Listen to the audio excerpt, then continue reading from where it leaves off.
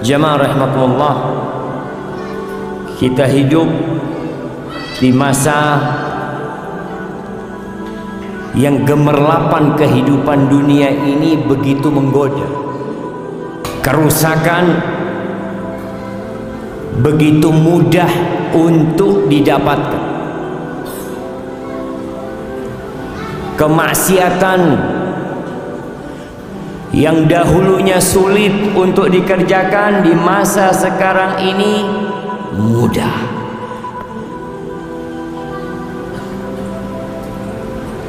Karena apa? Karena teknologi dan harta ada, fasilitas disediakan semuanya. Zaman dulu jemaah, jangan zaman dulu ya, tahun 90-an ke bawah, itu yang punya motor itu hanya orang kaya. Yang bisa beli motor itu orang kaya. Sekarang di mana-mana orang punya motor. Dulu orang mau berangkat ke tempat maksiat susah. Sekarang online, diantar ke tempat maksiat. Nah, begitu mudah. Mau booking tempat maksiat di handphone bisa pilih. Nauzubillah. Maka waktunya kita berhenti sejenak, merenungkan kehidupan ini.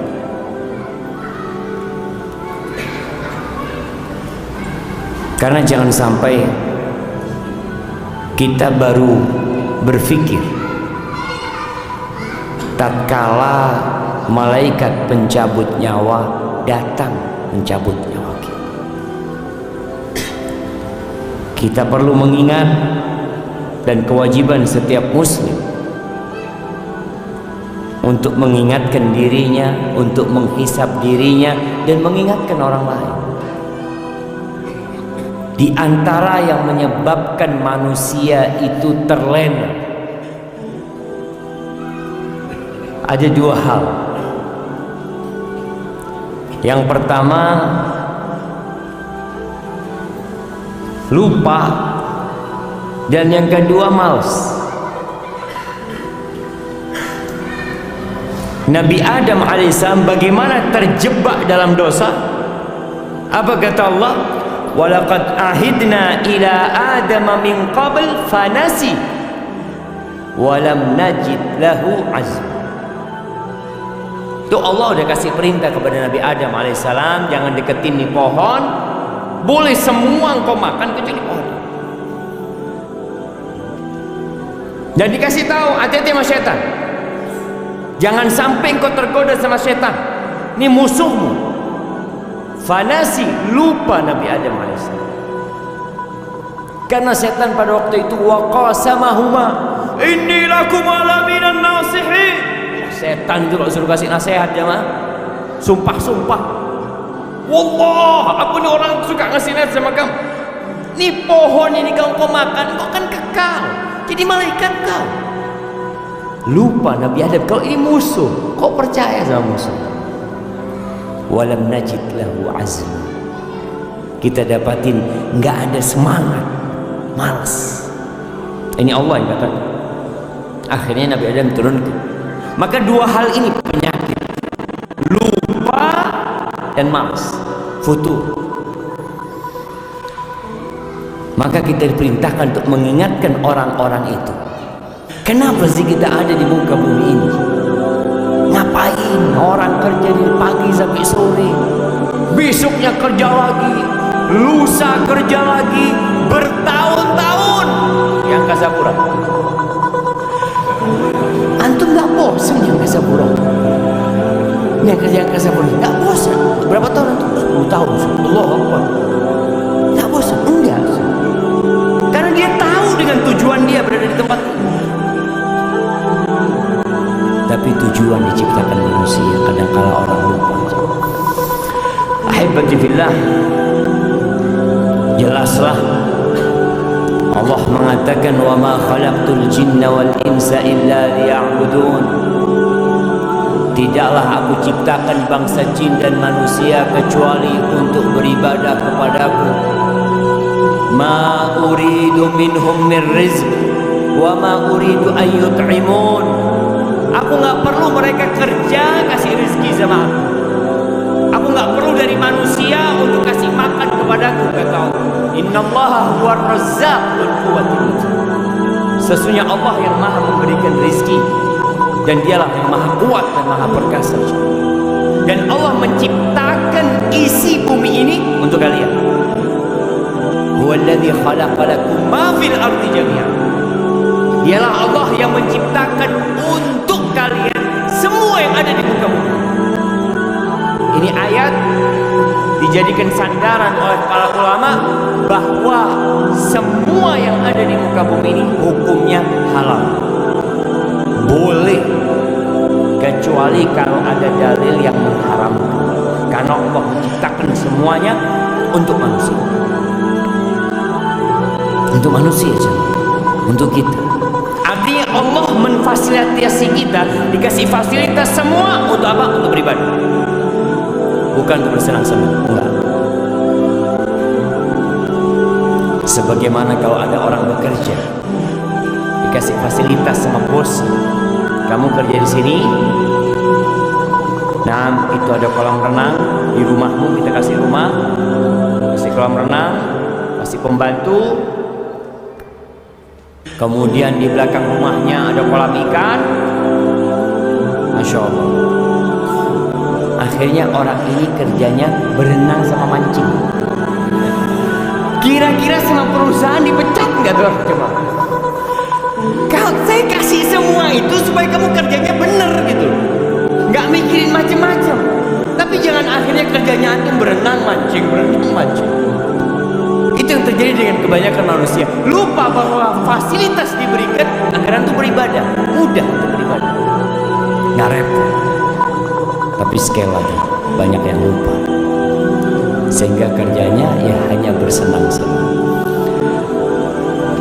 Luqman Al-Hakim, ini diriwayatkan Luqman Al-Hakim mengatakan sesuai dengan tema kita hari ini, bi akhiratan bi dunya tarbahuma jami'. Kata dia, belilah akhiratmu dengan duniamu. Beli akhirat dengan dunia. Artinya modal kita dunia. Kita kalau bicara alat tukar kita di dunia, tukar duniamu dengan akhirat, engkau akan beruntung dua-duanya, dapat. Wala tabi dunya bi akhirati takhsar huma jami'an. Jangan sampai engkau jual akhiratmu untuk mendapatkan kenikmatan dunia, engkau rugi dua-duanya. Lah dunia dapat, wala akhirat rugi. Dan antum bisa melihat orang-orang yang sukses dunia tapi jauh dari ibadah, dapat apa? Dapat tua, capek bekerja, dia pikir nanti saya akan menikmatin di akhir hidup. Saya mau capek sekarang. Ya, akhir hidup stroke. Punya mugi 7 di rumah. Terus katanya mau dinikmatin. Ya itu, mau dinikmatin gimana? Punya duit banyak, makan donat nggak boleh. Donat lah. Terus apa? Bubur. Makan bubur ya. Anak punya duit banyak kayak gini, nggak ada gunanya, nggak ada gunanya. Antum lihat. Maka belilah akhirat dengan jual dunia. Kita akan untung dua-duanya. Seperti petani. Antum pernah lihat petani jagung nanam rumput? Pernah lihat anak mau tanam jagung sama rumput? Jangan. Tanam jagung, rumput tumbuh sendiri. Itu iya. Antum lihat tuh petani jagung ketika tanam apa dia? Jagung. Jagung dia tanam bibitnya jagung. Subhanallah, tahu-tahu makan buat kambingnya, apanya. Tapi jangan kemudian sibuk antum cari rumput, lupa sama jagung. Ada dulu yang ngasih permisalan, dunia ini seperti orang yang lagi ngelola sawah, macul sawah, mau tanam padi, harus dibajak. Kadang-kala orang lagi bajak sawahnya, masya Allah ya, ada belut lewat, alhamdulillah, dapat belut. Ada lele keluar, alhamdulillah. Jangan kemudian antum sibuk cari belut, cari lele, antum nggak tanam padi itu. Itu yang terjadi dengan banyak orang. Jadi kenikmatan dunia cuma selingan, ya, untuk modal ke akhir. Allah Azza wa Jalla mengatakan tentang manusia ini, setiap Jumat disunnahkan imam sholat Jumat itu untuk membaca surat Al-A'la sama Al-Ghashiyah. Dua-duanya mengingatkan kita tentang kehidupan dunia. Di surat Al-A'la Allah mengatakan, bal tu'thirunal hayatad dunya wal akhiratu khairun wa abqa. Tapi kalian ini lebih mementingkan kehidupan dunia. Antum lihat tuh orang-orang yang selalu ngomong kita tuh harus seimbang dunia dan akhirat. Lihat realitanya. Apakah dia seimbang dunia dan akhirat? Berapa jam dia cari dunia dan berapa jam dia cari akhirat? Orang tuh bisa duduk di kantornya jemaah dari jam 8 pagi sampai jam 4 sore. Duduk kajian ba'dal maghrib, setiap berapa menit lihat jam. Kok nggak selesai kajian subuh? Ini baru mulai gitu. Jadi kalau mau bicara seimbang, itu harus seimbang beneran. Antum cari dunia 8 jam, cari akhirat 8 jam. Bisa. Berat kan ya Ustaz? Paling enggak yang wajib-wajib aja. Nah, tuh banyak orang yang awalnya ngomong seimbang, terakhir dia wajib-wajib doang. Padahal kalau urusan kerjaan dunia, lembur dia kerjakan. Bisa lembur sampai besok siap, yang penting ada fulus, gak ada urusan. Siap kajian sampai subuh, besok kerja Ustaz, insyaallah. Lembur untuk akhirat itu gak siap. Karena apa? Gak ada fulus. Ana izin minum dulu jemaah.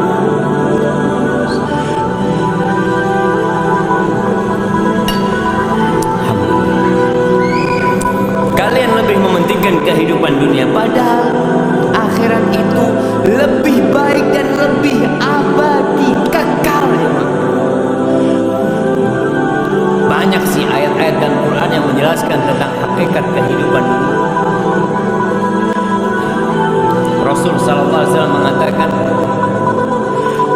man kanatid dunya hammahu ja'alallahu faqrahu baina 'ainaihi.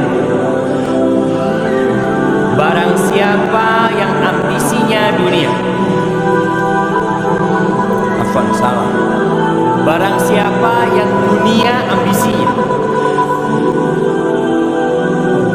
sama apa enggak sama yang pertama? Beda. Memang dunia itu ambisi, nggak ada dalam benak dia akhirat. Dia kerja, sekolah, mulai sekolah. Jangan bilang kerja, sekolah. Kenapa kamu sekolah? Ya, supaya dapat pekerjaan. Setelah dapat pekerjaan, ya kawin. Setelah kawin, punya anak. Terus punya rumah, punya ini itu. Jadi dari awal itu akhirat tidak ada dalam benak dia, dunia. Jadi pengaturan dalam otak dia itu dunia, semua dihitung dengan fulus. Kalau antum tahu orang barat itu punya istilah time is money, itu dunia. Jadi kalau orang bicara ambisi dunia, waktu adalah uang. Antum duduk di masjid, antum ditanya, antum dapat apa?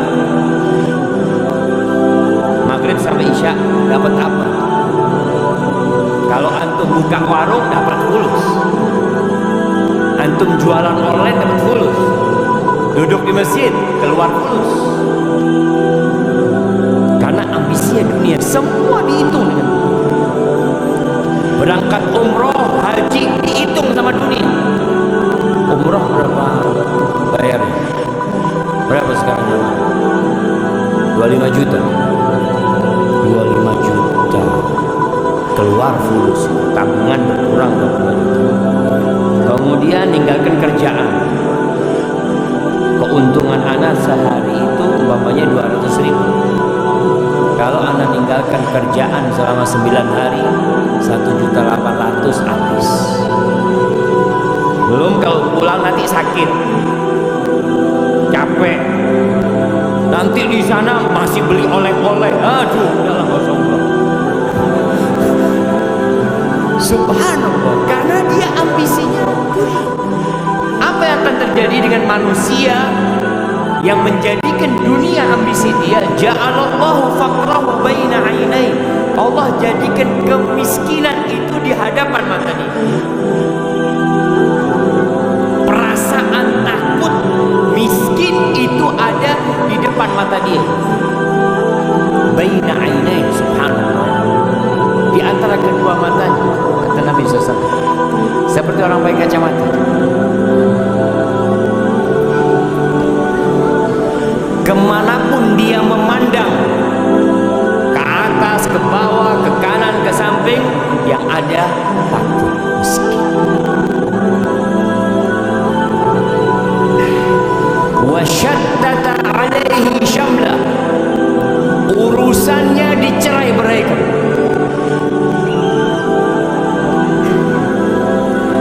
Enggak kelar-kelar urusan dia. Karena sering sampaikan, dulu anak berpikir orang yang kaya raya, yang sudah sukses itu akan lebih sering di soft pertama. Karena dia sudah selesai, dia mau makan sampai 7 keturunan sudah ada. Dia udah punya keran. Keran dia di rumahnya dibuka, itu bukan air yang keluarnya, fulus. Sudah punya dia kerannya. Tapi kenapa nggak bisa ngisi sok pertama? Urusannya ruwet, ada banyak pekerjaan, yang meeting sana rapat ya Allah. Jangan untuk ibadah, untuk keluarga. Sampai ada cerita di Arab sana. Ada satu orang kaya sukses, waktu untuk keluarganya itu sedikit, sedangkan tetangganya ini miskin. Akhirnya sering kumpul sama keluarga. Habis asar duduk bareng-bareng sama anaknya, makan pisang goreng, minum kopi. Si istri orang kaya ini cemburu dengan keadaan tetangganya, maka dia ngomong sama suaminya, "Bang, abang itu kok sibuk terus cari fulus? Nggak lihat kayak tetangga kita bisa kumpul sama keluarganya sore-sore, ngobrol, makan bareng. Masa?" Iya. Oh iya, pinter nih suami. Tetangganya dikasih modal kerja, kasih modal kerja sama dia, ruwet hidupnya, nggak lagi kumpul. Sama sekarang ketika yang awalnya punya waktu duduk sama keluarganya, nggak ada waktu. Hadi dunia. Jadi subhanallah, Allah jadikan urusannya. Karena tetangganya pintar, kamu mau nggak saya kasih modal kerja, nanti kamu bisa lebih kaya, bisa punya rumah, bisa punya mobil, ini dibuka itu jemaah. Iya boleh gitu. Lihat,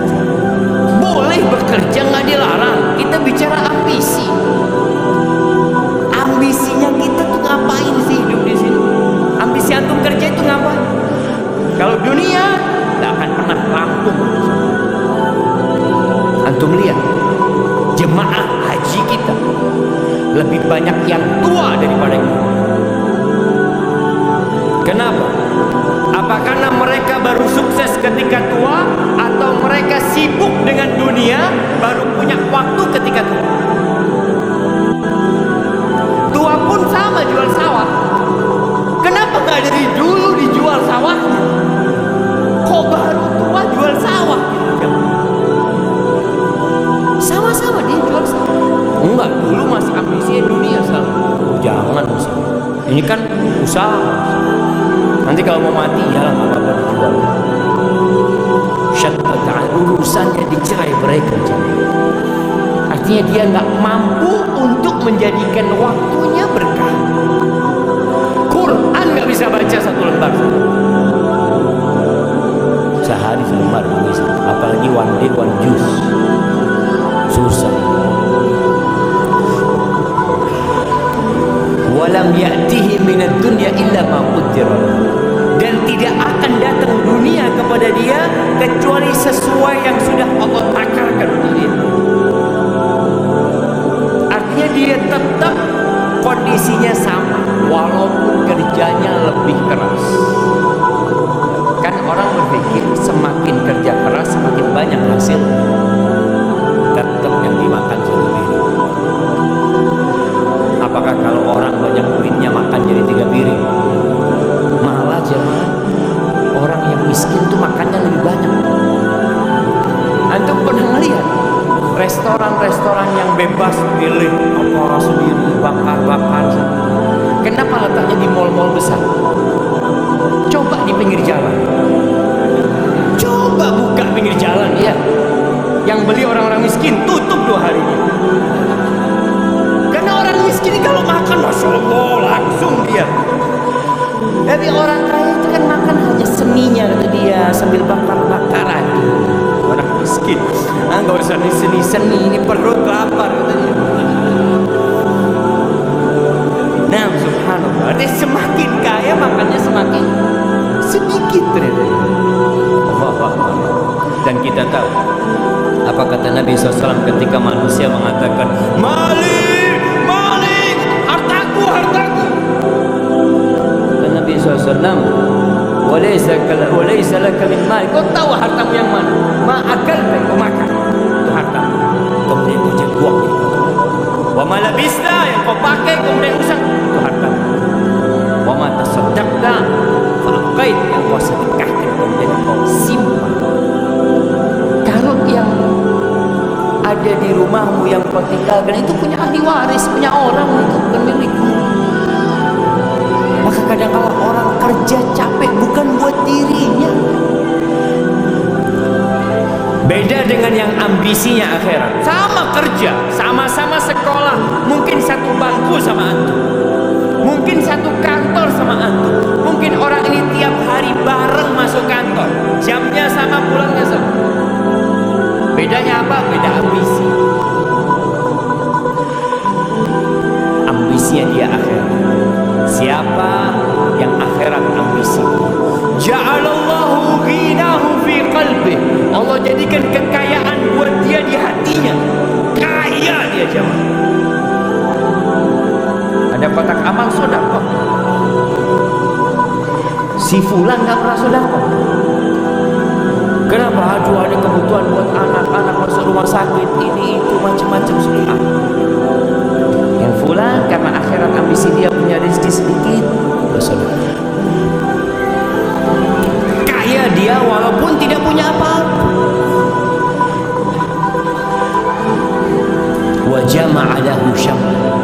Urusannya Allah sederhanakan buat dia. Allah mudahkan urusan dia. Allahu Akbar. Hidupnya tentram, nggak harus kaya. Kalau bicara hidup bahagia, nggak harus kaya. Apakah engkau pikir orang kaya orang yang paling bahagia? Enggak juga. Apakah engkau pikir orang yang terkenal artis itu orang yang paling bahagia? Enggak, banyak artis bunuh diri. Banyak. Antum kalau lihat orang-orang sukses, ada yang matinya misterius. Di negeri kita banyak orang-orang yang dianggap public figure narkoba karena dia mendapatkan kedamaian itu. Tapi kalau ambisinya akhirat, urusannya Allah sederhanakan. Nasi sama tempe zen buat dia. Kenapa? Karena alhamdulillah kata Nabi SAW, bihasab ibni Adam luqaimat yuqimna biha sulba. Kata Nabi itu cukup anak Adam ini beberapa suap yang punggungnya bisa tegak, selesai. Nah, macam-macam hidup ini. Yang penting punggungmu tegak, bisa ibadah, bisa kerja. Wa atat dunya wa hiya radiyah. Dan orang ini, dunia itu datang kepada dia dalam posisi dipaksa. Dunia datang kepada dia. Dia gak punya ambisi dunia, datang tuh bulus jemaah. Tahu ngetok rumah dia. Assalamualaikum. Alhamdulillah ada rezeki. Subhanallah. Ahibati billah, permisalan dunia ini dikatakan oleh Nabi SAW. Nabi pernah berkata kepada seorang sahabat namanya Dhahhak bin Sufyan Al-Kilabi radhiyallahu anhu. Nabi mengatakan, "Ya Dhahhak, ma ta'am?" Dhahhak, makananmu apa sih? Qala, "Ya Rasulullah, al-lahmu wal-laban." Wahai Rasulullah, alaika salatu wassalam ya Rasulullah. Yang aku makan itu daging dan minumku susu. Qala thumma yasiru ila madha? Terus itu daging, itu susu jadi apa? Bingung Dhahhak.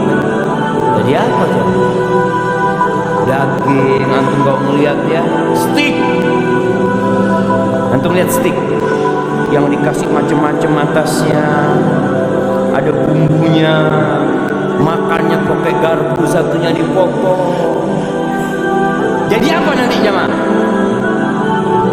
Dhahhak nggak berani ngomong jadi kotoran. Masa sama Nabi SAW ngomong kotor? Bersubhanallah, adab dan etikanya para sahabat. Dia tidak ngomong jadi kotor. Dia mengatakan, ilama qad alimta ya Rasul. Menjadi sesuatu yang engkau sudah tahu. Subhanallah. Itu adab dan etika para sahabat. Apa kata Nabi SAW? Fa inna Allah tabaraka wa ta'ala daraba ma yakhruju min ibni Adam mathalan lid-dunya. Sesungguhnya Allah menjadikan apa yang keluar dari perutnya anak Adam itu permisalan untuk dunia ini. Dunia ini kayak gitu. Di riwayat lain, itu hadis yang diriwayatkan oleh Imam Ahmad. Di riwayat Ibnu Hibban, Rasulullah SAW mengatakan, inna mat'am ibni Adam duriba lid-dunya mathalan bima kharaja min ibni Adam wa in qazzaha wa mallaha fandur ma yasiru.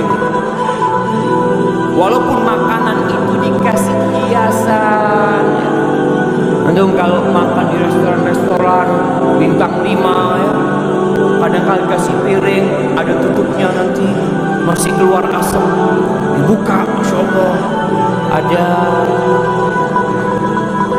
ada sayur-sayurnya yang kecil, di model bintang, di model gunung, model apa, makanan macam-macam, masya Allah. Kata Nabi SAW, akhirnya jadi apa? Mau dibikin seperti apa? Ada yang makanan kuncung kayak gunung tadi itu jemaah.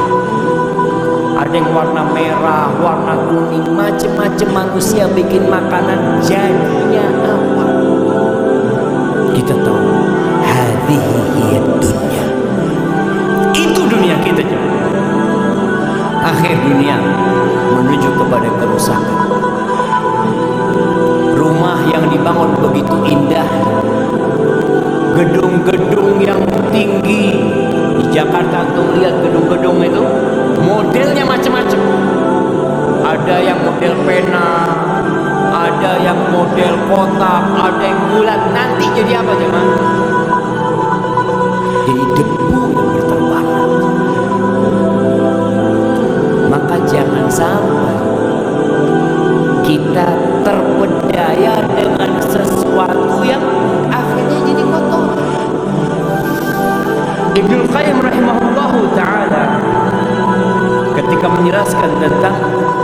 hadis tadi. Dia mengatakan, "Famaghtarra biha wa la sakana ilaiha illa dhu himmatin dan." Maka tidak akan ada orang yang tertipu dengan dunia, yang kemudian condong kepada kehidupan dunia, kecuali orang yang punya ambisi rendahan. Wa aqlin hakir, akalnya remeh, akalnya itu kecil, nggak besar dia. Wa qadrin khasis, ya sudah. Dia itu nggak mampu melihat sesuatu sesuai dengan hakikat, salah perhitungan. Maka nanti ketika mati baru akan menyesali. Hasan al-Basri rahimahullah ta'ala mengatakan, man arafa rabbahu ahabba. Barang siapa yang mengenal Allah pasti cinta sama Allah. Pasti cinta sama Allah. Bagaimana tidak? Allah itu Ar-Rahman, Ar-Rahim, Al-Malik, Al-Quddus, As-Salam, Al-Mu'min, Al-Muhaimin, Al-Aziz, Al-Jabbar, Al-Mutakabbir. Gimana kita gak akan cinta sama Allah Azza wa Jalla, sedangkan kehidupan kita berasal darinya, semua yang kita makan berasal darinya. Orang yang kenal sama Allah akan cinta sama Allah. Tapi kenapa banyak manusia kok malas beribadah kepada Allah? Susah dia untuk sholat ke masjid, diteriakin hayya 'alas shalah, hayya 'alal falah, karena mereka nggak kenal sama Allah. Antum tuh, kalau ada orang duduk di sebelah antum, antum nggak kenal sama dia, lagi nungguin di bandara duduk, antum sibuk mungkin baca-baca atau WA ya. Setelah itu antum dikasih tahu, mas, yang di sebelah kamu itu dia siapa? Wakil presiden. Loh, wakil presiden? Allah, assalamualaikum Pak. Baru antum jadi menghormati dan menghargai dia, karena antum dikasih tahu, antum kenal. Itu manusia biasa.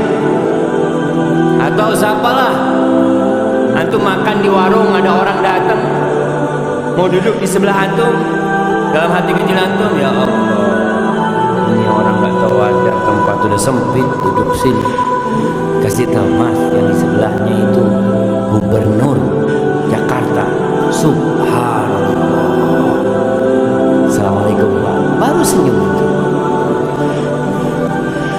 Maka dikatakan tak kenal maka tak sayang. Betul. Banyak kita nggak kenal sama Allah. Kalau ada orang yang ngasih sama antum rumah, ngasih sama antum mobil, ngasih sama antum istri dan anak, masya Allah, bagaimana penghormatan antum sama orang itu? Dipanggil antum, di telepon, bulan antum datang ke sini, siap. Padahal antum lagi makan, bismillah. Ditinggal makan. Karena yang manggil siapa? Yang ngasih antum.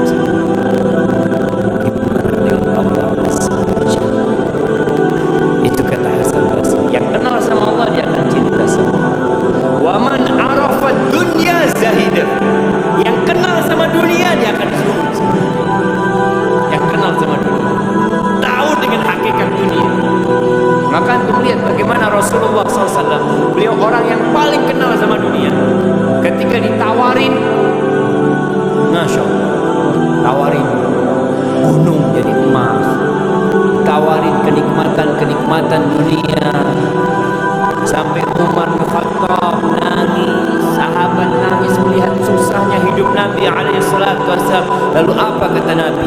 Mali walid dunya, apa urusanku sama dunia ini?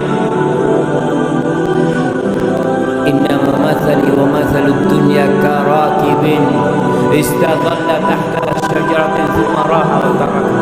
Pemisahanku sama dunia ini seperti orang yang sedang berkendaraan, kemudian berhenti di rest area. Kita lihat, kalau dulu berhenti di bawah naungan pohon, orang naik onta panas, berhenti di bawah naungan pohon. Kira-kira berapa lama di bawah naungan pohon? Sebentar, terus mau ditinggal.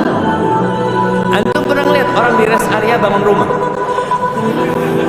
Rest area mau rumah. Pak, ngapain di sini Pak? Kita cuma lewat, kita mau ke Bandung. Oh iya, nggak jadi nih. Kalau kita kenal sama dunia, kita akan sungguh sebagaimana Rasulullah SAW mengajarkan.